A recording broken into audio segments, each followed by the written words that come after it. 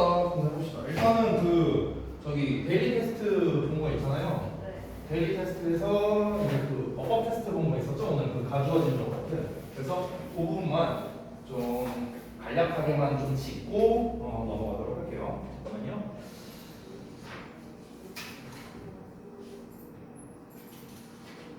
리니어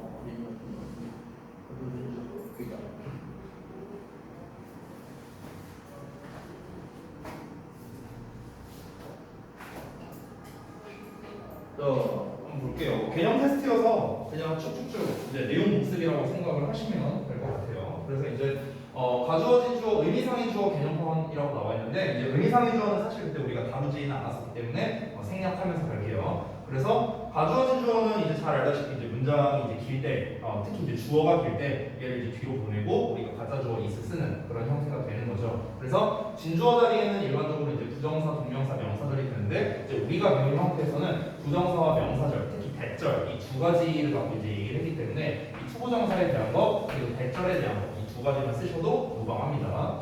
그래서 이제 예문으로서 이렇게 한번 해본 거고 예를 들어 보자면 It is not easy to study math 하면은 이제 수학을 공부하는 건 쉽지 않다라고 해서 이 it은 해석이 안 되고 있다는 점 여기 이제 포인트가 되겠지. 얘도 마찬가지로 It is possible 불가능하다 it은 역시나 해석이 안 되고 있고요. That I work with them 내가 그들과 함께 일하는 것은 불가능하다 이렇게 된 거죠. 자, 그 다음에 넘어가서 이제 부정사가 진주어일 때 예문 두 문장을 써봐라 해갖고 이제 마찬가지로 두 개가 나온 거고요. 그 다음에 의미상 주어에 대한 건데 이 의미상 주어 부분은 이제 사실 이게 공동 테스트라서 제가 이제 출제를 한 건데요. 우리가 이제 배우지 않은 이제 이번 내신 대비 기간 동안에는 배우지 않은 내용이기 때문에 생략하도록 하겠습니다. 의미상 주어 파트는요. 그 다음에 명사절 주어를 이제 부정사 주어로 활용을 해보자라고 나왔는데 이게 무슨 말이냐면 이제 우리 가주어진 주어 형태에서 이제 대절을 이제 쓰는 건데요. 이것도 역시나 이제 의미상의 주어를 이용해서 이제 바꾸는 뭐 이런 형태이기 때문에 이 부분도 그냥 생략하도록 하겠습니다. 그래서 이제 그냥 전체적으로 본 건데 사실 가주어진 주어에서 중요한 거는 쌤이 그때 말했다시피 가주어진 주어를 활용해서 뭔가 문장을 만들어라 라는 식의 문제는 이제 안 나온다고 했어요. 너무 쉬우니까 나오면은 감사합니다고 맞추면 되는 거고 보통 이제 시험에서 출제하는 건 크게 두 가지인데 다시 한번 말씀드리면 첫 번째는 이세 이제 쓰임새에 대해서 이제 시험을 많이 낸다. 그 다음에 이제 투부정사 또는 대 여기다 밑줄 쳐놓고 이제 쓰임새에 대한 거 이제 이런 문제를 출제한다라고 했었죠. 그리고 두 번째로는 서술형으로 낸다면 그냥 영작하는 거. 다음 영어 문장을 영작하시고 뭐 이런 식으로 이제 내는 건데 이번에 이번에 서술형이 안 나온다 했었나? 오케이. 그러면은 이제 우리 객관식에 대한 것만 신경 쓰면 되겠죠. 그래서 그 부분을 좀 한번 복습을 해보자면 우리가 이시라는 녀석의 이제 쓰임새가 보통 시험에 많이 나오는 게 총 네 가지가 있습니다. 그래서 가주어 있죠. 그 다음에 비인칭 주어 있고요. 그 다음에 대명사 있고요. 마지막으로 강조문이 있습니다. 이거 말고도 원래 이세 쓰임새는 더 있는데 이 네 가지가 제일 많이 쓰이는 거죠. 그래서 이 네 가지를 구분하는 방법을 알려드릴게요. 자, 일단 이제 우선순위대로 따라가면 되는데 1순위는요. 이 뒤에 이제 이런 표현이 있는지를 한번 보세요. 이 뒷부분에 어떤 이제 시간, 그 다음에 날짜, 요일, 날씨, 그 다음에 계절, 그다음에 명암, 어둡고 이제 밝고 이런 거죠. 그다음에 거리, 마지막으로 온도, 뭐 이 정도, 이 정도만 쓸게요. 그래서 뭐 이런 표현들이 나온다 하면은 이때 it은 이제 비인칭 주어가 되는 겁니다. 비인칭 주어, 비인칭 주어. 그러니까 뒤에 to가 있고 나와 있고 상관없이 비인칭 주어라는 거예요. 그러니까 예를 들어서 써보자면은 예를 들어서 이렇게 표현이 나올 수 있거든. It takes 4 hours to finish my homework. 자기가 이렇게 썼어요. 이런 예문이 만약 나왔다 치면은 여기 투부정사 했으니까 가주어진 주어네? 이렇게 생각할 수 있는데 이제 그게 아니라는 거야. 그게 아니라 뒤를 보면은 4 hours라는 어떤 시간 표현이 나와 있잖아. 그러니까 여기서 이세 정체는 뭐다? 비인칭 주어가 됐다. 이렇게 생각하면 된다는 거야. 그렇지? 그러니까 뭐 뒤에 투부정사가 있네, 대시 있네 이런 것보다 우선순위가 얘네가 있냐 없냐가 우선순위라는 거야. 그렇지? 그래서 얘네가 나오면 비인칭 주어구나 이러고 넘어가면 된다. 자, 두 번째로 보면은 이제 나머지 비인칭 주어는 클리어가 됐고요. 이제 대명사 부분을 볼 건데, 자, 잘 봐봐요. 잘 보시면은 가주어, 비인칭 주어, 저 명칭을 보면은 전부 다 명칭이 주어예요, 주어. 그렇죠? 그리고 강조 부분에서의 또 참고로 주어입니다, 주어. 오케이? 그런데 대명사는 어떠냐? 대명사는 우리가 알다시피 그냥 그것이라고 해석을 하잖아요. 여기서의 대명사는 주어뿐만 아니라 목적어, 보어 역할도 가능합니다. 자, 그러면 이제 우리가 어떻게 구분하면 될까? 주어가 아니라 예를 들어 목적어나 보어 자리에 it이 있다. 그럼 이건 뭐겠어요? 이거는 대명사로 그냥 끝나는 겁니다. 그렇죠?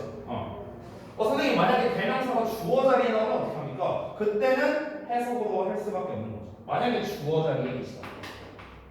주어 자리에 it이 나왔다 하면은 그럼 이때는 해석을 해야 되죠. 해석을 해서 그것이라고 해석이 되는지 안 되는지 확인을 해보면 되는 거예요. 됐죠? 자, 그 다음에 3번은 여기다 쓸게요. 자, 3번이 이제 대명사 클리어 됐고요. 이제 남는 게 가주어와 강조 부분인데, 자, 이 녀석은 좀 문제가 있습니다. 자, 만약에 이세 투부정사가 나온다면은 고민할 필요가 없어요. 가주어예요. 이세 투부정사가 나온다면. 근데 강조 부분 이제 이세 대시 나오면은 그때는 가주어가 될 수도 있지만 강조 부분이 될 수도 있거든. 그렇지? 그러면은 이 어쩌고저쩌고 대시 나왔을 때 이때 이시 가주어인지 강조 부분인지 이제 이걸 구분하는 게 핵심이 되겠죠. 그거를 알려드리도록 하겠습니다. 자, 일단은 각각의 특징을 먼저 말해야 되는데 가주어 진주어는 다시 한번 말씀드리면 주어가 너무 길기 때문에 뒤로 보내고 it을 땜빵한 녀석 이게 가주어죠. 강조 부분이라는 건 뭐냐면은 말 그대로 어떤 일반적인 문장에서 명사나 부사를 강조하기 위해 쓰는 문장이 강조 부분인데요. 좀 쉽게 말씀드리면 예를 들어서 주어 동사 목적어에다가 부사 수식어가 있는 이런 문장 구조가 있다고 한번 쳐볼게요. 예문을 하나 써보자면 I bought a book yesterday 뭐 이런 식이 되겠죠. 순서대로예요. 주어 동사 목적어 부사 수식어 그대로 쓴 거죠. 자, 이런 문장이 나왔어. 그럼 여기에서 우리가 뭘 강조할 수 있냐면요. 명사나 대명사죠. 명사고요. yesterday 부사죠. 그렇죠? 그러니까 이런 애를 강조할 수 있습니다. 즉 동사와 형용사를 제외하고는 강조가 가능하다라고 이제 생각을 하시면 되는데요. 자, 예를 들어서 내가 만약 I를 강조하고 싶다. 그럼 이제 우리가 it 사이에다가 써주면 됩니다.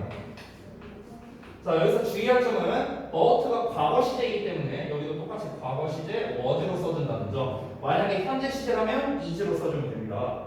자, 그러고 난 다음에 이제 I라는 말을 이렇게 강조를 했어요.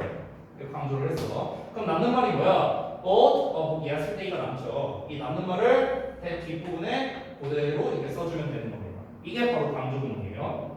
자, 강조 구문을 해석할 때 어떻게 되냐면 대절 이하가 바로 뭐뭐이다 이렇게 해석하면 되는 거예요. 다시 한번 대절 이하가 바로 뭐뭐이다. 됐죠? 한번 해석을 해보자면 어제 책을 샀던 건 바로 나였다 이렇게 해석하면 되는 거예요. 됐죠? 만약에 어북을 강조하면 어떻게 될까? 어북이 이 자리에 들어가게 되겠죠. 이 자리에 어북이 들어가고 남는 말이 역시나 이 자리에 들어가게 되겠습니다. 남는 말은 I bought yesterday 이게 남는 거죠. 해석하면 내가 어제 샀던 건 바로 책 한 권이었다 이렇게 되는 거죠. 됐습니까? 이게 이제 기본적인 강조 구문의 원리입니다. 자, 그러면은 이 상태에서 이제 구분하는 방법을 알려드릴게요. 잘 보세요. 만약에 이 뜻이 가주어인 경우랑요, 그 다음에 이 뜻이 강조 부분인 경우로 나눠서 설명을 드리겠습니다. 자, 일단은 정석적인 방법이 있고요. 그 다음에 좀 얍삽이로 빨리 풀 수 있는 방법이 있는데 그 두 가지를 다 알려줄게. 어떻게 하면 되냐면 일단은 정석 방법은 뭐냐면 잘 봐봐. 이렇게 나오는데 강조 부분의 경우에는 이 물결 자리랑 뒤에 땡땡땡 있죠? 남는 말. 이 두 말을 합치면 그러니까 쉽게 말해서 it, is, that 하고 나오는 걸 다 날려버리고 이 사이에 있는 말과 이 땡땡땡 여기 헷갈릴 수 있으니까 쌤이 is까지 쓸게요. is까지 혹시 모르니까 이렇게 나왔을 때 이 사이에 있는 말과 땡땡땡을 합쳐서 하나의 문장이 된다. 하나의 문장 합쳤더니 하나의 완전한 문장이 된다. 하나의 완전한 문장이 되면 뭐다? 강조 부분입니다. 강조 부분.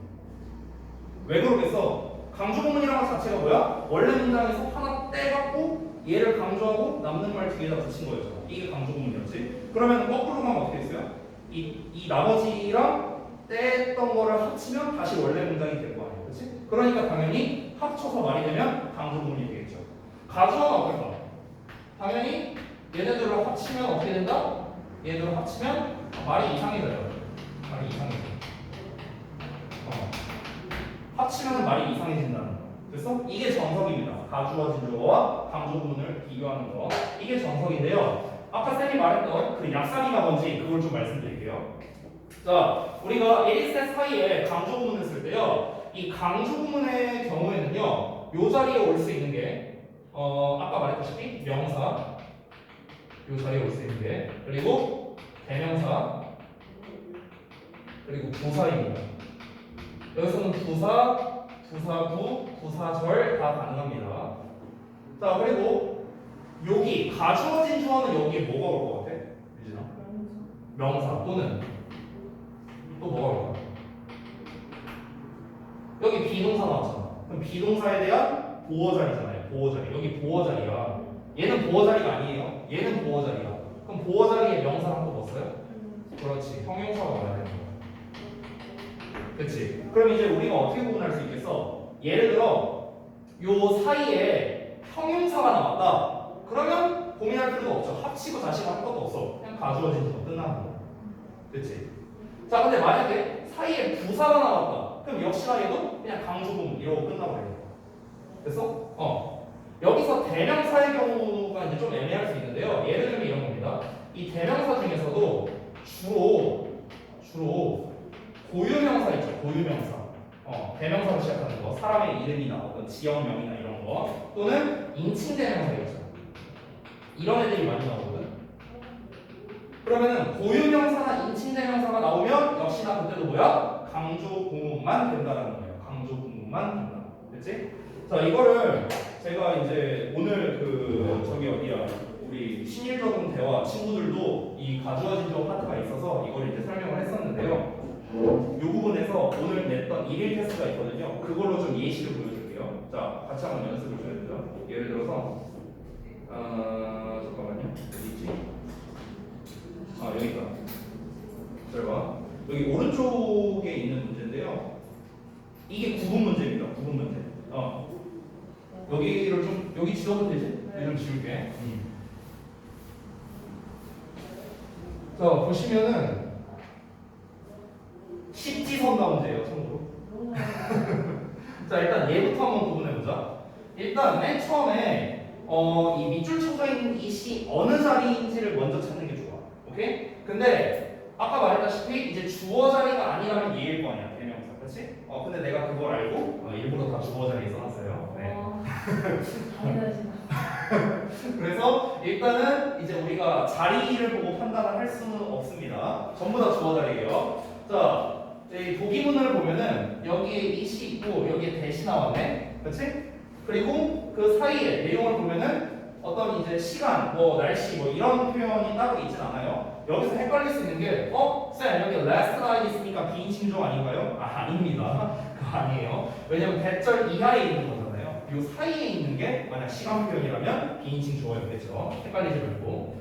자, 그럼 어쨌든간 이 사이를 보면은 제이슨이라는 어떤 사람의 명칭, 즉 고유명사가 나왔어. 그러면 뭐야? 강조구문이 되는 거야. 아까 말했다시피. 자, 더 확실하게 하는 건 뭐다? 이 사이에 있는 제이슨과 이 녀석만 보는 거야. 이 누웠을 때 날려버리고. 그랬을 때 하나의 완전한 문장이 나오느냐?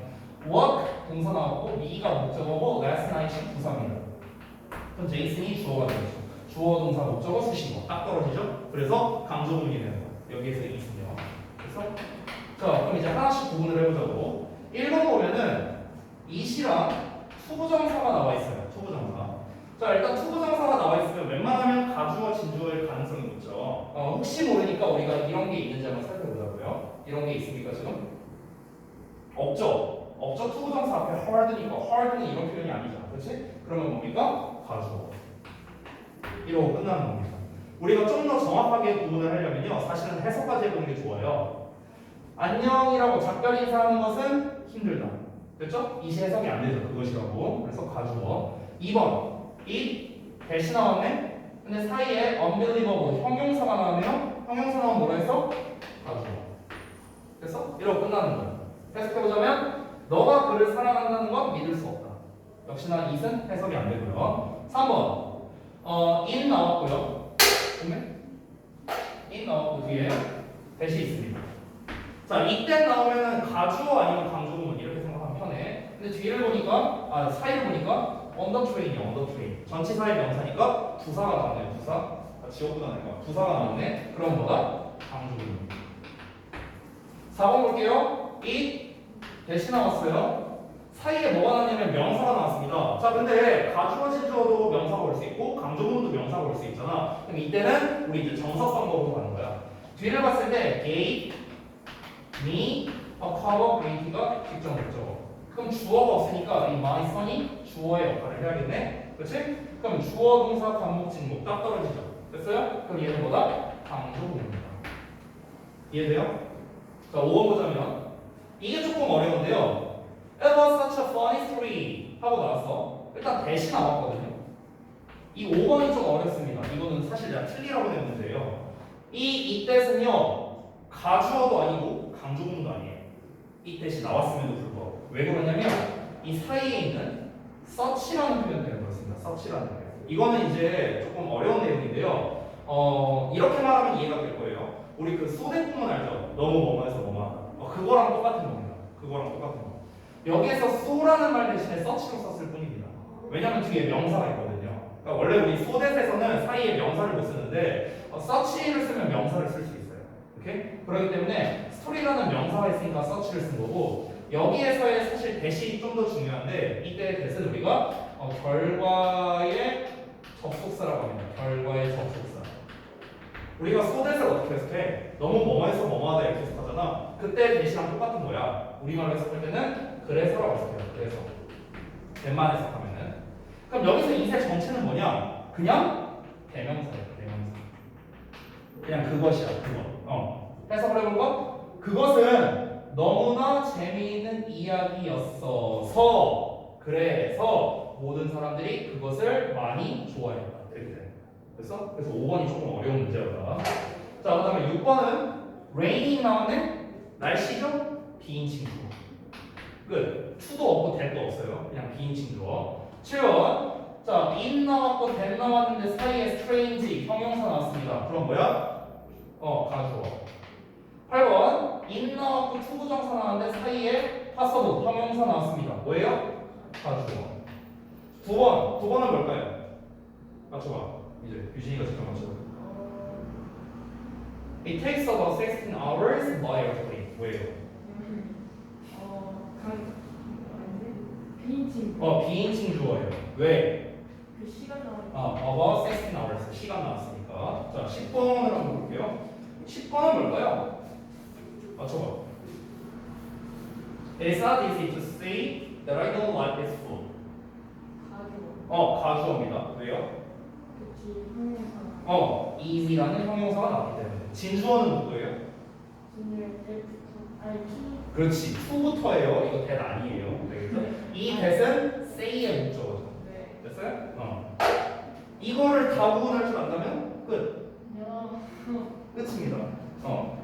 중위 수준보다는 좀 어렵게 됐어요. 제가. 5번은 사실 좀 내가 많이 어렵게 된 거고요. 중위 수준에서는 잘 안 나옵니다. 중상 수준에서 나올 수 있지만. 그치? 자, 그러면은 7번 거를 한번 볼까? 잠깐만요.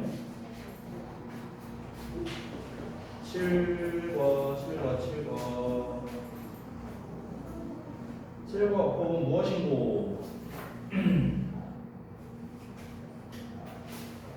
투부정사를 목적격 보호로 취하는 동사, 조건을 나타내는 접속사 if. 오케이, 이렇게 나오네요. 자, 이걸 한번 같이 보도록 하겠습니다. 그래머 필요가 있지? 네.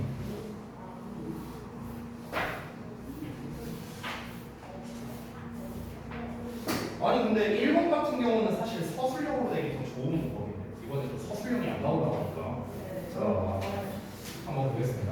일단 패턴 1에 있는 거는요 5형식 동사입니다. 5형식 동사.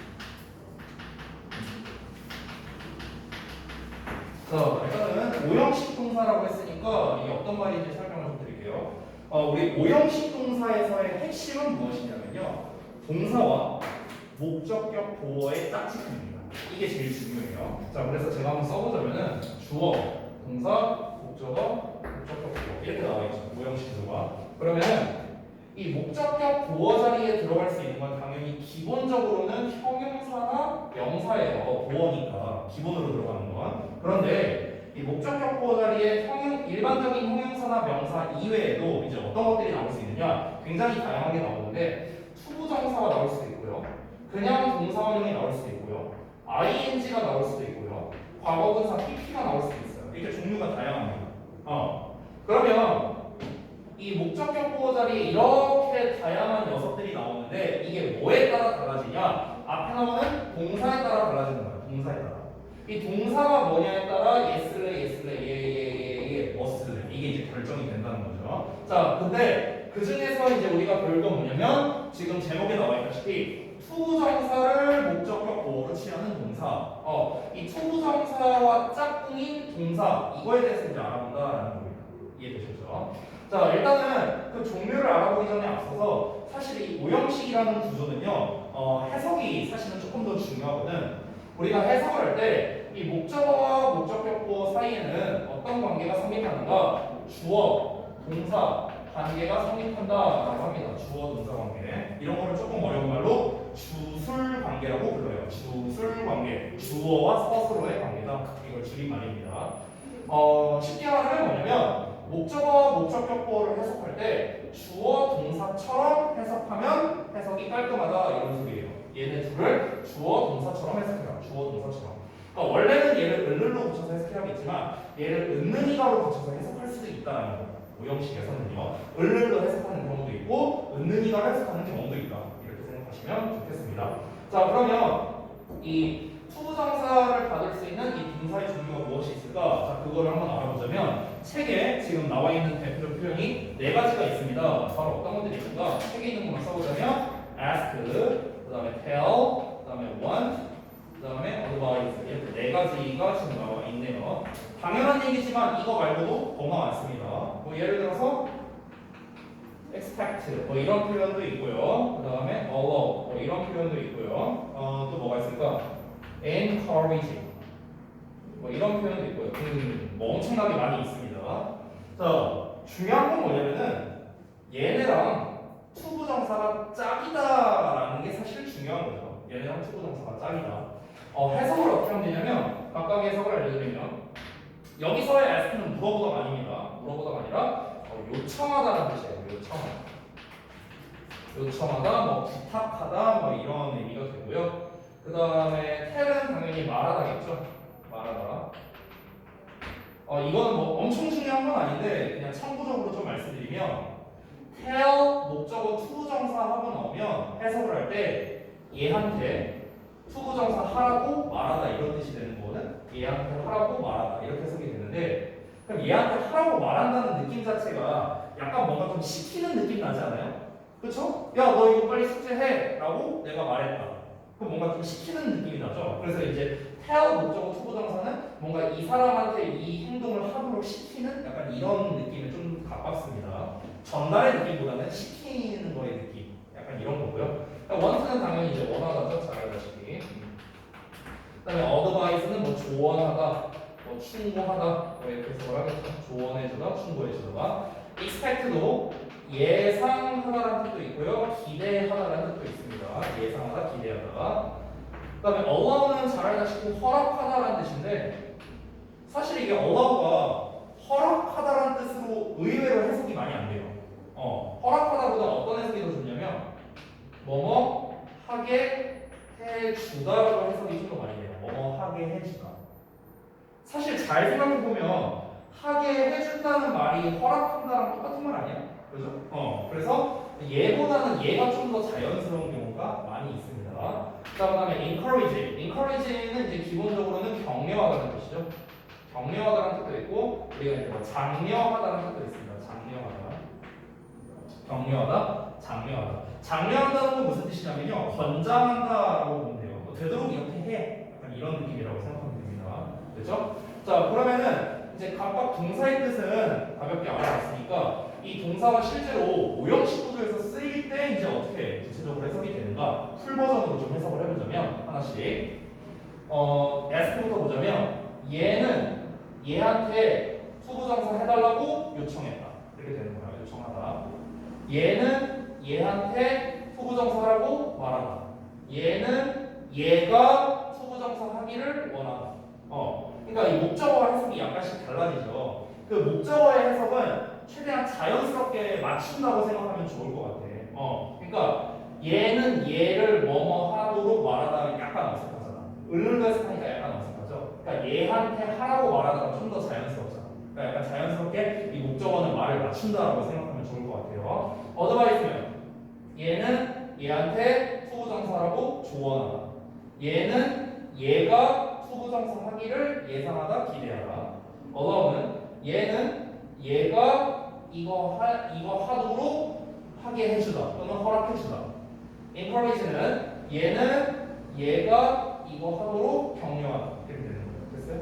그러니까 지금 선생님이 이제 7단어 정도를 이제 해석을 해봤는데 공통적인 건 뭐였냐면 이 목적어가 대부분 뭐뭐한테라고 해석이 된 경우가 좀 더 많았어요. 그러니까 약간 간접 목적어처럼 해석됐죠. 뭐뭐에게, 그죠? 또는 뭐뭐가 이런 식으로 해석이 더 많이 됐어요. 그러니까 을룰루 해석한 경우는 거의 없었다. 이걸 좀 참고로 보시면 되겠습니다.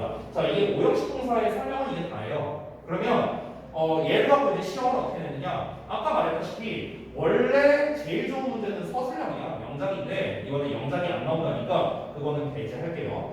영작으로 나온다면은 당연히 이제 얘를 활용해서 어떻게 쓸래 이런 식으로 이제 내는 거겠죠. 일반적인 객관식 문제로 나온다면요, 빈칸이 제일 많이 나옵니다. 빈칸을 어디다 뚫을까? 여기 아니면 여기다 뚫겠죠. 동사나 목적격 보호 자리에다가 빈칸을 뚫는 거야. 그래서 뭐 이런 식으로 시험을 내는 거지. 동사에다가 예를 들어 태를 써놨어. 그럼 여기에서 이제 와야 되는 형태가 뭐냐? 하나, 둘, 셋, 넷, 뭐 여러 가지 쓸 수 있겠죠. 형태를요. 뭐 이렇게 시험을 내기도 하고요. 아니면 거꾸로 동사 자리에다 빈칸을 뚫은 다음에 목적격 보어 있죠. 이 목적격 보어 자리에 투부정사를 써놓습니다. 그리고 빈칸에 들어갈 수 없는 말을 골라요. 이런 식으로 이제 문제를 낼 수도 있죠. 그러니까 이게 이제 조금 더 어려운 문제인데요. 참고로 말씀드리면 제가 하나 안 썼는데 help라는 단어가 있죠. help.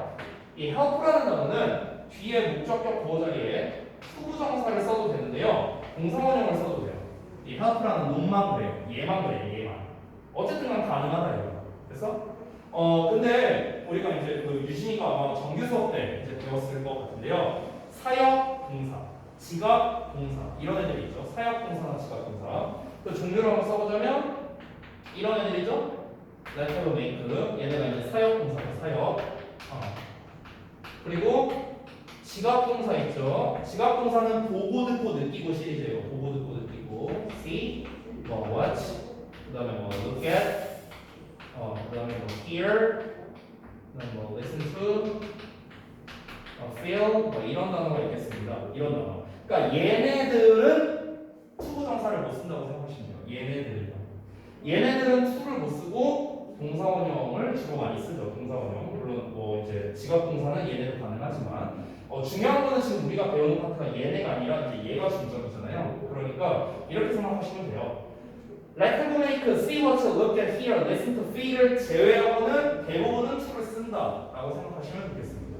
알겠죠? 물론 to가 아니라 ing를 쓰는 애들도 있어요. keep, find, 막 이런 단어들은 또 ing를 쓰는데 그거는 생략하도록 하겠습니다. 됐죠?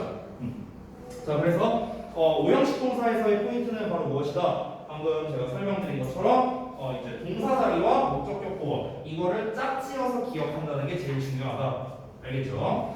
이게 이제 첫 번째였습니다. 자, 그 다음에 두 번째로 갈게요. 조건을 나타내는 접속사 if 나왔습니다. 여기 좀 지울게요.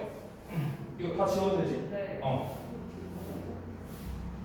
여기는 좀 설명할 게 많아요. 왜냐면 얘가 중2 시험에서 되게 잘 나와. 이 녀석 자체가.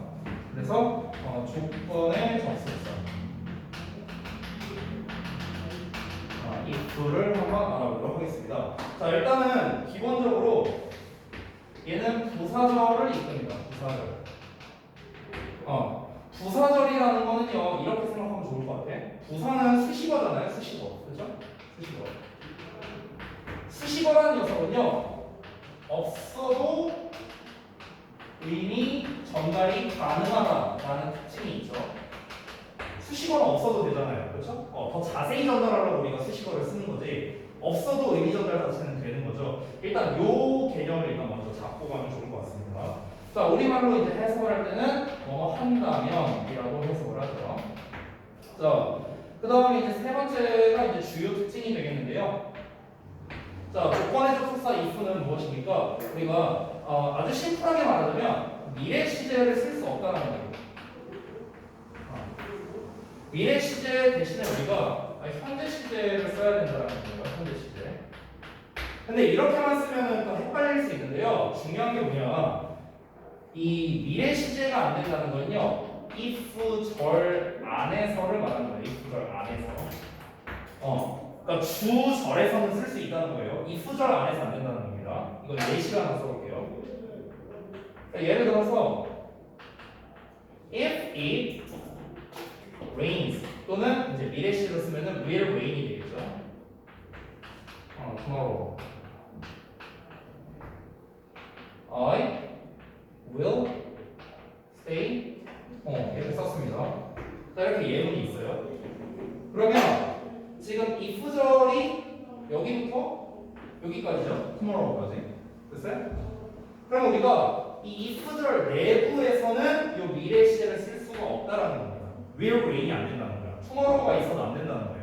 오케이? tomorrow가 있든 뭐가 있든 어쨌든 미래를 나타내는 표현이 있다 하더라도 이 안에서는 미래 시제를 쓸 수가 없다라는 겁니다. 그럼 어떻게 써라? 현재 시제로 써야 된다 이런 말입니다. 그렇죠? 근데 여기는요? 여기는 if절이 아니잖아. 그러니까 여기는 원래대로 미래 시제를 쓰는 거예요. 됐어요? 왜 그런 거냐면요. 이유는 아주 단순합니다. 우리말로 해도요. 얘가 더 자연스러워요. 우리말로 해도. 왜냐면 해석을 해봐. 여기서 rain이가 이 it은 정체가 뭘까? 아까 했던 거. 갑자기 질문. 비인칭 주어지. 날씨니까. 대답이 더 빨라야 돼. 느렸어. 잘 봐. 자, 봐봐. 그러면은 해석은 없고요. 비인칭이니까. 내일 비가 온다면이요. 이걸로 해석은 어떻게 될까? 내일 비가 올 것이라면요. 우리 이렇게 말 안 하잖아. 우리 어떻게 말해? 내일 비 오면 나 그냥 집에 있으려고. 이렇게 말하잖아, 우리. 그렇잖아. 집에 있을 거야 미래로 말하죠, 우리. 그러니까 여기 미래로 쓰는 거야. 그렇지? 내일 비가 오면이라고 하잖아. 비가 오면, 온다. 현재로 말하잖아, 우리. 내일 비가 올 것이면 이렇게 안 하잖아. 똑같아요, 형. 그래서 미래시를 안 쓰는 거예요. 간단하죠? 자, 여기까지는 조건의 접속사 if에서 이제 좀 기본적인 거였고 하나만 더 쓸게요. 하나만. 어떤 거냐면요. 바로 unless라는 녀석입니다. unless. unless. 이 unless라는 녀석은요. 뭐뭐 하지 않는다면이라고 했었고요. 뭐뭐 하지 않는다면. 그렇기 때문에 뭐랑 똑같냐면 if의 부정문과 똑같은 의미입니다. if의 부정문. 그래서 이제 주의할 점이 이제 두 가지가 있는데요. 이제 주의점을 여기 써볼게요. 잠깐 공간이 좀 모자라니까 요거를 잠깐 제가 빈 공간으로 띄우고 여기다 좀 쓸게요. 주의점을 저는 여기다 쓰겠습니다. 그냥 아래다 쓰시면 돼요. 유지는 어떤 거냐면 예를 들어서 unless하고 다르게 써볼게. 이번에 만약에 이렇게 써볼게요. 내일 비가 오지 않는다면이라고 한번 써볼게요. 내일 비가 오지 않는다면. 그럼 우리가 쓸 때 이렇게 써야 될 거 아니야? 그렇죠? 이게 비가 오지 않는다면이라는 거잖아요. 근데 예를 들어서 얘를 이 range를요 여기에다가 예를 들어서 doesn't rain이라고 이렇게 썼어. 그럼 뭐다? 이거는 잘못된 말이다. 잘못된 말. 왜? 여기에 not을 썼는데 여기에도 이미 not의 의미가 들어가 있잖아요. 그렇지? 그러니까 부정어가 이중으로 돼버리죠. 그렇죠? 그러니까 이거 자체가 말이 어색하다는 거야. 뭐하러 이렇게 써? 그냥 if 쓰면 되지 그러면. 그렇잖아. 우리말로 번역하면 이렇게 되는 거야. 내일 비가 안 오지 않을 거라면 이렇게 되는 거야. 안 오지 않을 거라면이 뭐야? 우리말로도 헷갈리잖아. 누가 그렇게 말을 해요? 그렇잖아. 그러니까 표현 자체가 되게 어색하게 된다. 그러니까 unless와 이 부정어를 중복해서 사용하지 말 것이 바로 첫 번째 주의점이 되겠습니다. 그래서 첫 번째 주의점 이 결과를 써보자면 이제 unless와 그리고 이제 부정어를 이제 함께 사용하면 안 된다라는 게 첫 번째 주의점이에요. 이게 첫 번째 주의점. 자, 두 번째 주의점을 써줄게요. 두 번째는 뭐냐면, 자, 똑같이 예문을 써보겠습니다. Unless it rains tomorrow 이렇게 나왔어. 자, 그럼 이 녀석을 우리가 unless는 결국에는 ifnot과 똑같다라고 제가 얘기를 했죠. 뭐가 하지 않는다는 뜻이니까. 그러면은 ifnot으로 바꿔 쓰는데 이런 친구들이 있습니다. 어떻게 쓰냐면 얘를 바꿀 때 if 이거 아직 쓰지 말아봐. if it not rains 막 이렇게 쓰시는 분들이 있어요. 네, 이렇게. 왜 이렇게 쓰느냐? 쌤이 unless는 if not이라면서요. 그래서 not을 여기서 그냥 쓰는 거죠. 예, 이런 엄청난 실수를 저지르게 되는 거죠. 이게 아니죠. 어떻게 써야 돼? 당연히 일반 동사니까 우리가 원래 이제 맞게 doesn't rain이라고 써야겠죠. 그렇죠? 이게 맞는 거죠. 됐습니까? 그렇게 쓰시면 됩니다. 그러니까 이게 주의점입니다. 그래서 제가 아까 전에 설명했을 때도 unless는 if의 not과 똑같다 이렇게 얘기 안 했어요, 선생님. 쌤이 뭐라고 말했죠? unless는 if의 부정문과 똑같다라고 얘기했죠. if의 부정문. 그러니까 부정문으로 써주려면은 우리가 당연히 일반 동사는 do, did, does를 활용을 해야겠죠. 그죠? 요게 이제 두 번째 주의점이 되겠습니다. 됐죠? 자, 그래서 이제 조건의 접속사 if에 대한 설명도 이제 여기까지 다 끝났는데요. 중요한 거는 얘가 시험에 되게 잘 나온다고 했죠. 그래서 그 시험에 나오는 포인트, 특히 얘는 객관식으로 잘 나와요. 그렇기 때문에 그 시험 포인트를 좀 작성을 해드릴게요. 여기 같이 보고요. 자, 한번 봅시다. 시험 포인트를 나누면요, 크게 두 가지예요. 두 가지. 자, 첫 번째는요, 방금 전에 설명한 겁니다. 바로 if와 vs unless의 비교입니다. 이겁니다, 이거. 근데 이거는 제가 이미 주의점 두 가지를 말씀드렸죠. 저걸로 시험 내는 거예요, 저걸로. 자, 시험 유형을 구체적으로 말하면 두 가지거든, if와 unless를 낼 때. 첫 번째는 뭐냐면, 어법상 어색한 것은 이걸로 내는 거야. 그럼 어떻게 낼까? unless가 있는 곳에다가 not을 써버리는 거야. 밑줄 쳐놓는 거지. 어법상 어색한 문장을 골라라. 뭐 이런 식으로. 그렇지? 그럼 unless와 not이 있으니까 이제 어색한 거겠죠? 이런 식으로 어법상 어색한 문제 이걸 낼 수 있고요. 두 번째는 어떤 거냐면 다음 짝지어진 문장이 의미가 다른 것을 골라라. 이런 식으로 문제를 낼 수도 있어. 그러면은 unless절을 써놓고 이제 if의 부정문으로 바꾸는데 근데 이제 이런 식으로 쓰면 당연히 틀리겠죠. 그렇죠? 그러니까 이런 식으로 문제를 또 출제할 수도 있다. 이게 첫 번째. 근데 1번은 난이도가 낮습니다. 그래서 자주 나오진 않는데 그래도 나올 수 있으니까 일단 짚어드린 거예요. 제일 많이 나오는 건 바로 2번입니다. 2번. 자, 2번은 어떤 거냐면요. 조건절 if와 vs 명사절 if를 비교하는 겁니다. 이게 제일 많이 나옵니다. 중학교 2학년 때 가장 많이 나오는 유형이 바로 이 2번입니다. 2번 if에서. 자, 일단 하나씩 좀 설명을 드리면 조건절 if를 다시 한번 해석을 써보면 얘는 뭐뭐 한다면이라고 해석을 하죠. 그리고 아까 말했다시피 얘는 부사절입니다. 부사절. 자, 그런데 명사절 if는 어떻습니까? 얘는 우리말로 해석할 때 뭐뭐인지 아닌지 이렇게 해석을 해요. 뭐뭐인지 아닌지. 얘는 명칭 이름에 써있다시피 명사절입니다. 자, 그리고 이제 특징을 좀 추가적으로 말씀드릴게요. 얘네들이 각각 가지고 있는 특징. 자, 아까 조건절 if는 미래 시제를 쓸 수 없다라고 했었죠. 그렇죠? 근데 명사절 if는 미래 시제가 가능합니다. 얘는요. 현재, 미래, 과거 뭘 써도 상관없어요. 얘는요. 그렇죠? 이게 이제 차이점이고요. 또 명사절 if는 또 어떤 특징이 있냐면 원래는 명사절이면 주어, 목적어, 보어 역할을 해야 되잖아. 명사니까. 그런데 이 if라는 녀석은요. 목적어만 가능합니다. 정확히 따지면은 목적어, 보어만 가능해요. 목적어, 보어. 정확히 말하면요. 즉 거꾸로 말하면 주어 역할이 불가능하다는 거야. 주어 역할이 불가능하다. 됐니? 자, 여기까지 일단 차이점을 말씀드렸는데요. 자, 그러면 얘네를 갖고 시험에 낼 수 있는 것 역시나 두 가지 유형이 있는데 그걸 말씀드릴게요. 첫 번째는요, if에 밑줄 쳐놓는 버전이 있고요. 두 번째는 if절 안에 동사 있잖아. 동사에다가 밑줄 치는 버전이 있습니다. 이 두 개가 제일 많이 나와요. 자, if에다가 밑줄 치는 건 뭐냐? 얘랑 쓰임새가 같은 것 또는 다른 거 골라라. 이거예요. 즉, 이거게 물어보는 거예요. 그렇지? 두 번째는 어떤 거냐면 밑줄을 동사에다 치거나 아니면 아예 밑줄을 안 치고 다음 중 어법상 어색한 것을 이렇게 내는 유형인데요. 아까 말했던 여기서는 미리 시제가 안 되잖아요. 그렇지? 그러니까 여기에다가 will 막 써놓는 거야. 그럼 어법상 어색하겠죠. 얘는 will이 가능해요.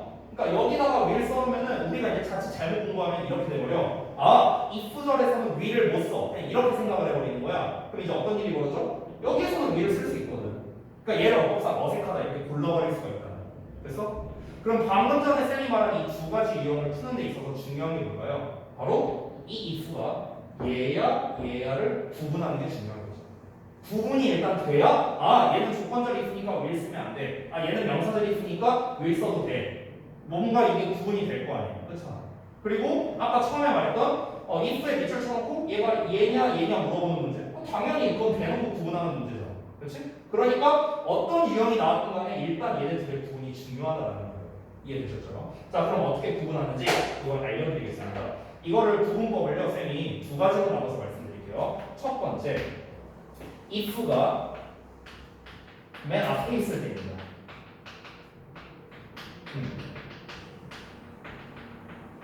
즉 if가 이렇게 나오는 거예요. 이렇게. 이런 구조 말하는 거예요. 이런 구조 if가 맨 앞에 있을 때. 자 if가 맨 앞에 있을 때 이 if의 정체는요 고민할 필요가 없습니다. 얘는 조건이에요. 무조건입니다. 명사절이 안 돼요. 왜 안 될까? 명사절 if는 왜 안 될까? 아까 쌤이 말했죠. 얘는 주어가 안 된다고 했잖아. if를 맨 앞에 쓰려면 어떻게 해야 돼? 목적어나 보어를 맨 앞에 쓸 수는 없잖아요. 주어를 맨 앞에 쓸 수 있잖아. 근데 얘가 주어가 안 된다니까. 그럼 if가 맨 앞에 나왔어. 그럼 얘는 아예 불가능하다는 거죠. 그럼 남는 건 이거밖에 없죠. 이해되죠? 그러니까 if가 맨 앞에 있다. 그런 거야? 그냥 뭐만 한다며. 끝. 쉽죠? 자, 그래서 얘는 쉽습니다. 문제는 2번인데요. if가 중간에 있을 때예요.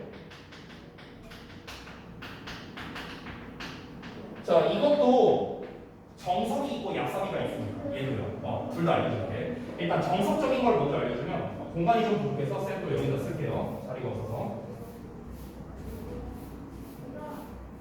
자, if가 중간에 있을 때는요. 제가 두 가지로 나눠서 쓰겠습니다. 얘도요. if가 일단 중간에 이렇게 나오고요. 뒤에 주어 동사 나오겠죠? 이렇게. 자, 어떻게 하냐면요. 일단 정석적인 방법입니다. 어떻게 하시냐면은 if 뒷부분을 삭제를 해보는 거예요. if를 포함해서. 오케이? 그래서 이 과정을 말씀드리면 if 포함하여 뒷부분 삭제를 합니다. 이렇게 삭제를 해보는 거예요. 삭제. 됐어요? 그럼 삭제를 하고 난 다음에 그럼 이제 남는 말이 있을 거 아니야. 남는 말을 해석을 해봅니다. 여기에 남는 말이 있겠죠. 이렇게. 그렇죠? 이 남는 말을 해석했는데 예를 들어서 이 남는 말이 해석을 해봤더니 그것만으로도 자연스럽다. 자, 잘 생각해봐 우리가 if를 지웠는데 이 남는 말만 봤더니 얘가 해석이 자연스럽다는 건 얘가 꼭 필요한 놈이야 아니면 없어도 된다는 거야? 없어도 된다는 거지, 그렇지? 자, 없어도 되는 거는 부사야 명사야? 없어도 되는 거. 부사잖아. 얘는 없어도 되잖아. 얘는 꼭 있어야 되지. 명사는요. 그럼 없어도 되는 건 부사니까 지웠는데 남는 말 해석했더니 자연스럽다. 그럼 얘는 뭐가 된다? 부사절이 되는 거야. 부사절. 즉 뭐뭐 한다면의 해석이 되는 거야. 이해되지 뭔 말인지? 자, 근데 남는 말을 해석했더니 이상해. 그럼 남는 말을 해석했더니 이상하다는 건 무슨 말입니까? 이 if가 반드시 있어야 된다는 거지. 반드시 있어야 되는 건 뭐였어? 명사죠. 그래서 뭐뭐인지 아닌지로 해석이 됩니다.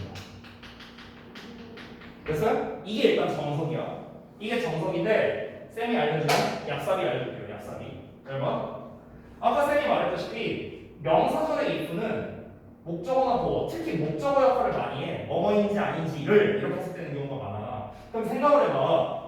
얘가 만약에 이 부분이 명사절이라고 하면 쳐볼게. 명사절. 그럼 이 덩어리가 목적어라는 소리겠지. 그지? 목적어 앞에는 주로 뭐가 나와? 동사 나오겠지. 그치? 그러니까 앞에 동사 있으면은 웬만하면 if가 명사들이야. 이렇게 생각하면 돼. 근데 앞에 동사가 안 나왔어. 그럼 얘 뭐가 된 거야? 부사절이야. 그래서 이렇게도 구분할 수 있어. 근데 얘는 정석은 아니에요. 왜냐면 예외가 있어. 이렇게 해요. 어떤 예외가 있느냐? 사형식. 사형식일 때 이제 예외가 생기겠죠. 예를 들어서 I ask you if 블라블라 이렇게 나올 수도 있잖아. 나는 너에게 뭐뭐인지 아닌지를 물어본다. 이런 식으로. 그렇죠? 이런 식으로 나올 수 있기 때문에 예외가 있어요. 예외가. 그러니까 정석은 이거예요. 정석은 이건데 이걸로 풀어도 사실 가능은 하다. 가능은 하다. 자, 그럼 한번 보자고요. 예문을 좀 볼게요. 이거 다 지워도 돼? 네. 자, 한번 보시면 여기에서 일단 1번에 if 맨 앞에 나왔죠? 조건절. 자, 중간에 나왔지? 중간에 앞에 동사 없죠? 그럼 뭐야? 조건절. 끝이야. 이렇게 구분하면 된다고. 근데 이거 정석이 아니라고 했죠? 그럼 얘를 날려보자. 이렇게 날렸어. 그럼 남는 게 뭐야? Please throw a rope down to us. 이렇게 나왔어. 자, 어떻게 해라? 우리에게 로프를 내려주세요. 전달 그냥 돼. 되잖아. 그럼 얘 없어도 된다는 거지. 그럼 뭐야? 부사절. 그렇지? 이렇게 구분할 수도 있다는 거예요. 4번 if 맨 앞에 있어 조건절 뭐뭐 한다면 끝. 됐죠? 이렇게 하면 되는 거야. 쉽죠? 그리고 전부 다 공통점을 보시면 if절에는 전부 다 미래 시제를 안 쓰고 있다는 걸 우리가 알 수 있습니다. want. 그다음에 여기서도 put 이제 현재 시제. 그다음에 show 현재 시제. 여기는 미래 나왔잖아. 그렇지? 근데 여기 현재 시제 썼죠. 그렇죠? 이런 것도 우리가 확인할 수 있겠다. 됐죠? 어렵지 않지? 네. 그죠? 자, 그래서 이제 7번 부분 다 끝났는데 수업도 거의 다 끝났어요. 3분 남았네.